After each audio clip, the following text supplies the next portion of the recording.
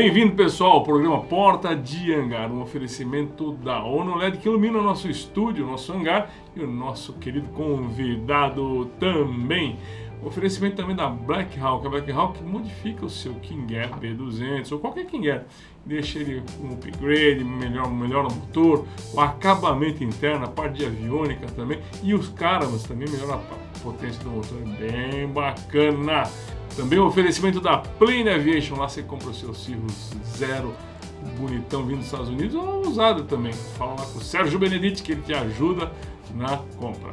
O nosso convidado de hoje é o Daniel Calazans, que é controlador de voo especializado em vários assuntos bacanas, né, Daniel? Grande Beca. Bem-vindo, meu amigo. Para mim é um prazer estar a bordo. É uma honra. Estamos aqui. É Calazans ou é Daniel Calazans, você prefere? Professor Calazans. Professor Calazans, ele que vai falar hoje de múltiplas Calazans. Inteligências de voo. Na aviação. Na aviação.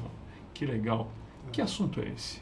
É um assunto desenvolvido por Howard Gardner, foi um psicólogo, eu posso até chamar psicopedagogo, lá em Harvard, em 83. Embora o assunto seja antigo, ele é pouco difundido. E aí eu fiz um trabalho desse assunto e apliquei na aviação. É isto. E em que áreas da aviação que você pode aplicar? Por exemplo, dê um exemplo de como você aplica isso. Então, na realidade, nós até acompanhamos uma discussão na mídia sobre qual a área de atuação do piloto. Não somente o piloto, os profissionais da aviação, controlador de tráfego aéreo, comissário, meteorologista, mecânico. E eles estavam questionando qual é a área. É exatas? É humanas? Essa concepção de exatas, humanas, ela já não é tão atualizada diante da concepção de Howard. Nem de aviação, né? Porque aviação pode ser exatas, pode ser humanas, pode ser um monte de coisa. Então, o piloto, por exemplo, controlador de tráfego aéreo, estuda navegação, que é pura matemática, física. Por outro lado, estuda regulamento, que seria a área de humanas. Então, na realidade, múltiplas inteligências abrangem né, áreas, competências, habilidades para determinada atividade, seja ele piloto, controlador e assim por diante. Certo. Me dá um exemplo de como funciona. Olha, para eu ser piloto, quais são as habilidades que eu tenho que ter para que eu seja piloto, para que eu possa ser piloto? Então, eu como instrutor na área da aviação, tanto da parte teórica quanto da parte prática, nós vimos que alguns pilotos, alunos pilotos, não se saíam bem porque não tinha determinada capacidade desenvolvida. Por exemplo, inteligência visual espacial. É essencial que o piloto e o controlador de tráfego aéreo tenha essa inteligência.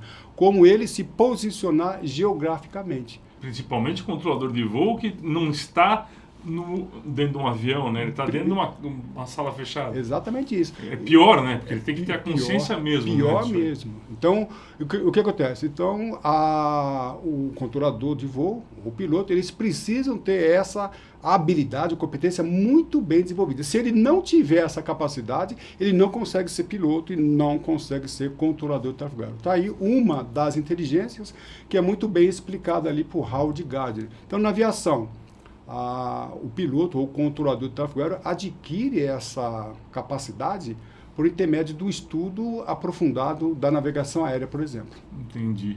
Agora, um exemplo que eu queria citar com você aqui é do Varig, do Garcês. Garcês. Isso entra em alguma coisa no seu assunto ou não? Muitas coisas. Tem duas inteligências aí que nós podemos conversar em relação a esse acidente ocorrido em setembro de 1989, onde o piloto ele sai de Marabá para Belém, no rumo 27, rumo norte.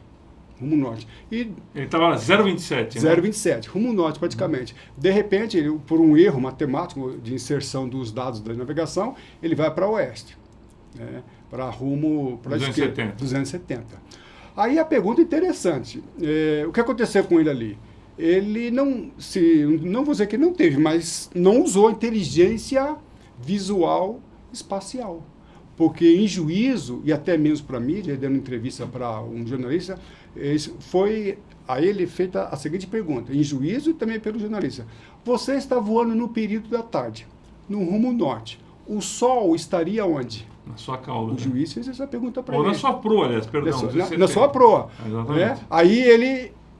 na realidade, o Sol, né, se ele estivesse no rumo certo, o Sol estaria à esquerda. Né? Uhum. No entanto, ele estava no rumo errado, o Sol estava... na cara dele. Aí, por exemplo, o erro estava na cara. Uhum. Então, aí, mas não se apercebeu. Aí é fazer a pergunta, mas o senhor, quando inseriu os dados, não percebeu? E ele ele dá uma resposta que é comprometedora. Ele fala, nessa geração da aviação, eu não vou geograficamente, eu vou número. Esse é o grande erro. Navegação não se voa número. Navegação, você usa número, usa matemática, usa física, mas você voa visualmente. Então, a inteligência visual espacial, nesse caso, ela não foi utilizada.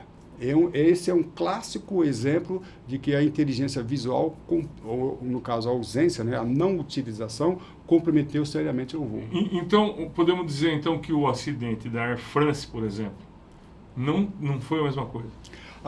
Da Air France foi um pouco diferente. Houve uma desorientação espacial em relação à atitude do avião. Então, nós temos o caso do voo 254, que foi uma desorientação geográfica. Não teve não utilizou a inteligência visual espacial. Em relação ao Air France, foi quanto à atitude do avião. O avião está pitch up, está para cima, está para baixo, está inclinado. Então, seria uma perda de consciência situacional, mas em relação à atitude do avião, não em relação aos pontos geográficos, por exemplo. Quais são as principais inteligências?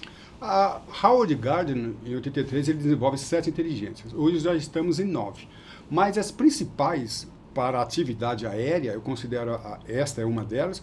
Uma outra que eu acho muito importante, na minha opinião, como controlador de tráfego aéreo, como instrutor de voo, instrutor de controlador de tráfego aéreo, eu acho a inteligência intrapessoal, que é a inteligência do autoconhecimento e do autocontrole. Então, eu já vi piloto desesperado não ter um autocontrole, porque ele não tinha essa capacidade bem desenvolvida. Então, um piloto, eu tenho um amigo que estava voando, e um bandeirante, e pegou fogo, chamas. Né? E ele manteve toda a calma, desligou o motor, entendeu? Tentou apagar, não conseguiu extinguir as chamas, apagou o motor e veio o motor. Você pega o Rio Hudson, aquele piloto, ele tem uma inteligência intrapessoal incalculável. Então, ele conseguiu manter a calma e progredir, não para o destino melhor, que seria o aeroporto de John Kennedy, mas pousou ali no Rio Hudson com uma tranquilidade. Então, a inteligência intrapessoal, que é você se conhecer e você se controlar, para mim, é a capacidade mais importante, tanto para o piloto quanto para o controlador de tráfego aéreo. Professor, você acha que o piloto profissional não pode adquirir isso com tempo e treinamento? E aproveitando a pergunta, você acha que as companhias aéreas não poderiam tentar fazer alguma coisa para mudar isso? Mais importante do que saber as capacidades, competências, é saber desenvolver ou estimular. Então, como é que se estimula? Esse, para mim, é um grande problema, principalmente na formação básica de piloto. Como que um piloto ele vai aprender, ter um autocontrole em emergência? Como que isso é treinado? Eu tenho para mim, desconheço detalhes profundos das companhias aéreas, mas eu tenho para mim que essa inteligência, ela precisa ser melhor trabalhada, com certeza. Você acha que o piloto militar para o piloto civil, existe alguma diferença nisso? Porque o militar ele tem que aprender a voar rápido, ele tem que aprender a controlar a situação rápido. Você acha que existe isso? Existe diferença. Olha só. Quando eu digo militar, é por questão da guerra, coisa e tal. É diferente. O piloto civil não tem questão de guerra nem nada. Ele tem uma questão de aprendizado para poder ter segurança. Mas o militar também tem essa questão da guerra, né? Ele não pode falhar. Aí entra a inteligência intrapessoal. Um piloto militar não é mais inteligente que um piloto civil, mas ele tem uma inteligência diferente. Então, sim, a inteligência intrapessoal, que é o autocontrole, então você está numa situação de guerra. A morte, vamos dizer assim, é mais iminente do que um voo civil. Então, é essa pressão, tá? Então, a inteligência intrapessoal, ela é trabalhada no sentido de certas profissões que trabalham sob pressão, controlador, o piloto militar tem muito mais pressão que o piloto civil. Então, as características são diferentes. A inteligência é a mesma, mas dosada de maneira diferente. Como é que você ministra esse tipo de questão no dia a dia? Nas empresas, você vai dar palestra? Como é que é isso aí? Eu tenho esse curso como palestra, então eu passo nas empresas, tanto na área da atividade aérea, controlador de tráfego aéreo, as escolas, e eu ministro esse curso, essa palestra, onde eu trabalho com casos, exemplos de como certa inteligência foi aplicada ou não foi aplicada e que deveria ter sido feito para que ela fosse aplicada de uma forma mais assim, eficaz numa determinada situação, principalmente em questão de emergência. Entendi. Quem quiser procurar o seu trabalho... Aliás, espera um pouquinho, antes de mais nada, estou vendo que tem no livro lá, para mim? Claro. Of course. Cara de pau, né? Deixa eu ver. Esse então, aqui é o Caixa Preta. É o Caixa Preta. Esse Caixa Preta, tá? Eu faço uma menção genérica sobre vários casos de acidentes aeronáuticos, né? E aqui, falando da inteligência linguística, inteligência intrapessoal, e aqui também, nesse outro, eu falo de alguns, sendo mais especificamente do Mamonas Assassina, eu falo de 3 acidentes, Mamonas Assassinas é um deles, e o voo 052, que muito se assemelha com o caso chapecoense, que também caiu em Nova York por questão de falta de combustível. O Chapecoense foi... Esse aí tem que foi dizer... Foi pior, né? Que falta de combustível, né? Foi uma negligência total. Foi, né? foi. O tempo de voo é igual à autonomia do avião. Isso não existe. Não existe em nenhum lugar. E não foi... O cara deu uma zebra lascada, mas lá... livro pela Bianchi. Coisa boa, hein? Coisa boa. Que vem na Bianchi é coisa boa. O nosso amigo aí, Denis Bianchi. Muito bom. Piloto também, né? Piloto, companhia aérea, nosso companheiro aí. Quem quiser falar, te contratar para fazer palestra, aonde procura?